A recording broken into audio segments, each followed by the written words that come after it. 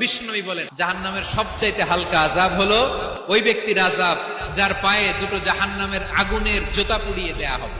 ওই আগুনের উত্তাপে তার মাথার মগজগুলো ভাতের মারের মতো টপ টপ টপ টপ করে বেয়ে বেয়ে পড়বে। জাহান্নামের ভেতরে লক্ষ লক্ষ কোটি কোটি কাফির মুশরিককে দেওয়ার পরেও জাহান্নাম বলবে হাল মিন মাজিদ, আরো আছে নাকি, আরো দাও, আরো দাও, আমার ক্ষুধা নিবারণ হয় নাই।